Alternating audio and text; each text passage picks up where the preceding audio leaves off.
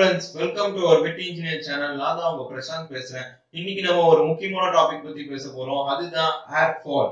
So அந்த ஏர் ஃபாலை எப்படி குறைக்கலாம்னு பத்தி நான் இன்னைக்கு ஒரு 4 ஸ்டெப்ஸ் சொல்ல போறேன். அந்த ஸ்டெப்ஸ்லாம் ரொம்ப யூஸ்ஃபுல்லா இருக்கும். அது நம்ம வீட்லயே இருக்க சில பொருட்களை வச்சு தான் நான் சொல்ல போறேன். அதுக்கு முன்னாடி கீழே இருக்க சப்ஸ்கிரைப் பட்டனை பிரஸ் பண்ணுங்க. நெக்ஸ்ட் வீடியோ நீங்க பார்க்கணும்னா அது பக்கத்துல இருக்க பெல் பட்டனை பிரஸ் பண்ணுங்க. நான் போடுற வீடியோப்போ உங்களுக்கு கண்டிப்பா ஒரு நோட்டிபிகேஷன் வரும். உங்களுக்கு அந்த வீடியோஸ்லாம் கண்டிப்பா ஒரு யூஸ்ஃபுல்லா இருக்கும். வாங்க நம்ம வீடியோக்குள்ள போலாம். சோ நம்ம பார்க்க போறது 4 ஸ்டெப். அதுல ஃபர்ஸ்ட் ஸ்டெப்ன்றது கோகனட் மில்க். சோ கோகனட் மில்க்ன்றது நம்ம வீட்ல இருக்க கோகனட்டை கிரைண்ட் பண்ணாலே அங்க இருந்து எக்ஸ்ட்ராக்ட் ஆகுறது பேர் தான் கோகனட் மில்க். நம்ம கோகனட் மில்க் கடையில வாங்கினாலும் அது கடையிலயும் கிடைக்கும். சோ அந்த கோகனட் மில்க் என்ன பண்ணணும்னா நம்ம ஹேர் டை பண்ற மாதிரி நம்ம ஸ்கேல்ப்ல டை பண்ணிக்கணும். அதுக்கப்புறம் ஒரு 20 மினிட்ஸ் வெயிட் பண்ணுங்க. 20 மினிட்ஸ்க்கு அப்புறம் போய் ஹேரை வாஷ் பண்ணிக்கோங்க.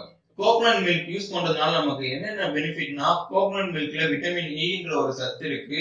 அந்த சத்தானது நம்ம முடிக்கு மாய்ஸ்சரைஸ் கொடுக்கும். அதே போல நம்ம முடிக்கு ஸ்ட்ரென்த் கொடுக்கும். சோ அந்த ஸ்ட்ரென்த்னால நம்ம முடிக்கு growth கிடைக்கும். சோ இந்த கோகனட் மில்க்ன்றது வீக்லி 3 டைம்ஸ் யூஸ் பண்ணி பாருங்க. கண்டிப்பா ஒரு நல்ல ரிசல்ட் தான் கொடுக்கும். நெக்ஸ்ட் நம்ம பார்க்க போற ஸ்டெப் என்னன்னா ஆலிவேரா.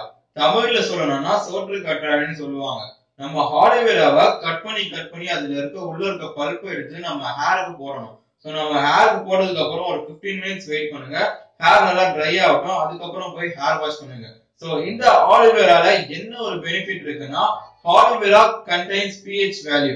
சோ நம்ம ஹேர்ல இருக்க pH வேல்யூ பேலன்ஸ் பண்ணுது. சோ பேலன்ஸ் பண்றதுனால என்ன ஆகுதுன்னா, நம்ம ஹேருக்கும் ஸ்கேல்ப்க்கும் உள்ள ஸ்ட்ரென்த் அதிகமாகி ஹேர் ஃபால் கம்மியாகி ஹேர் growth நிறைய ஆகுது. So aloe vera is one of the best medicine for hair fall னு சொல்லலாம். நம்ம third step பார்க்கலாம். அதாவது நீம். சோ நீம்ன்றது நம்ம தமிழ்ல வேப்பிலைன்னு சொல்லுவோம்.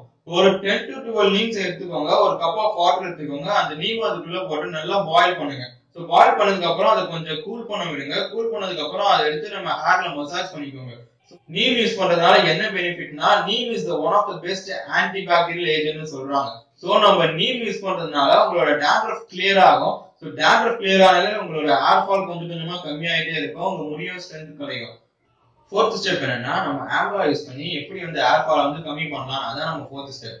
சோ ஆம்லா கூட நம்ம கோகனட் மில்க் எடுத்து அதை மிக்ஸ் பண்ணி பாயில் பண்ணுங்க. சோ பாயில் பண்ணதுக்கு அப்புறம் அந்த மில்க் பிளாக்கா டர்ன் ஆகும். சோ அது வரைக்கும் நீங்க அதை பாயில் பண்ணிட்டு இருக்கணும். அதுக்கப்புறம் அதை கூல் பண்ணிக்கோங்க. அதை எடுத்து நீங்க ஹேர் நல்லா மசாஜ் பண்ணிக்கோங்க. ஏன்னா ஆம்லாவோட பெனிஃபிட் என்னன்னா, அதுல இருக்க விட்டமின் சி உங்களோட ஹேர் growthக்கும் அண்ட் அதுல இருக்க உங்க ஸ்கல்ப்ல இருக்க அந்த டேமேஜஸும் ரீபேர் பண்ணும்.